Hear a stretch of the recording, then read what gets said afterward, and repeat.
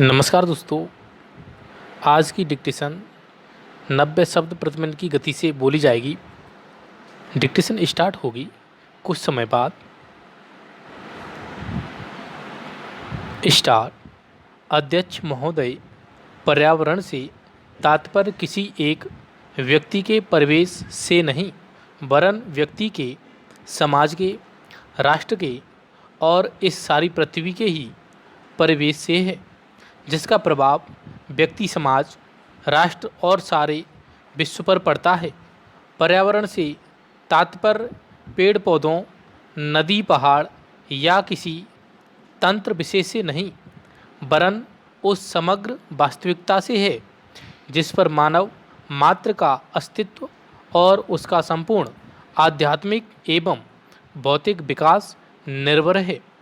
अस्तित्व केवल शारीरिक स्वास्थ्य ही नहीं, मानसिक भी। स्वस्थ शरीर में स्वस्थ मन ही अच्छे स्वास्थ्य की परिभाषा है। शारीरिक स्वास्थ्य हमारे आहार पर निर्भर है, जिसका स्रोत इस पृथ्वी का जल, थल, वायुमंडल है। मानसिक स्वास्थ्य भी प्रकारांतर से इन्हीं पर निर्भर है, क्योंकि जैसा खाए अन्न वैसा बने मन।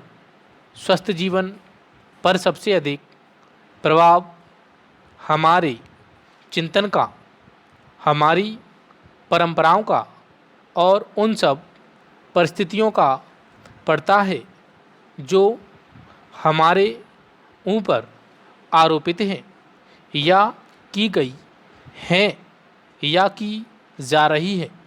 इसलिए पर्यावरण या परिवेश में जल, थल, वायु ही नहीं बल्कि वे सारे घटक महत्वपूर्ण हैं जिनका कुछ भी प्रभाव हमारे जीवन पर, हमारी क्रियाशीलता पर पड़ता है, जैसे हमारे विचार, हमारे आचरण और हमारी परंपराएं एवं संस्कृति आदि।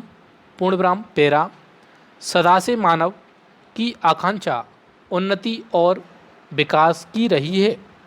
जगत का अर्थ ही है गतिमान, और गति दोनों ओर संभव है, उन्नति की ओर भी और अवनति की ओर भी।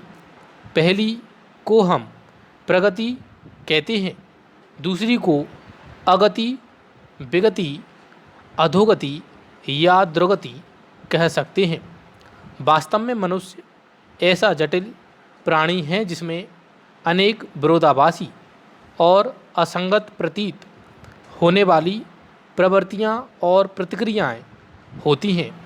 वह कानून और व्यवस्था की मांग करता है, किंतु चलचित्र, दूरदर्शन आदि में स्वतः भड़की हिंसा या खेलों में युक्तिपूर्वक की गई हिंसा अथवा अनीति से मंत्रमुग्ध भी हो जाता है। मनुष्य अपनी ही जाति या वर्ग के व्यक्तियों के प्रति प्रायः बहुत अधिक प्रतिद्वंदी होता है, किंतु कोई बाहरी खतरा उपस्थित होने पर उनके प्रति हद से ज़्यादा सहयोगी बन जाता है। वह सड़कों पर या उद्योगों में सामूहिक विनाश के प्रति उदासीनता रहता है, किंतु किसी खास में फंसे हुए एक व्यक्ति या किसी कुएं में गिरे हुए एक बालक की रक्षा करने के लिए ढेरों साधन जुटा लेता है। कुछ विद्वान कहते हैं कि मनुष्य बंदर की संतान हो या ना हो, किंतु उसमें खालिस बंदर की द्वैध प्रकृति प्राय ही होती है। उसमें शाकाहारी बंदरों की भांति वृक्षों में उछलकूद करने की प्रवृत्ति भी तो होती है।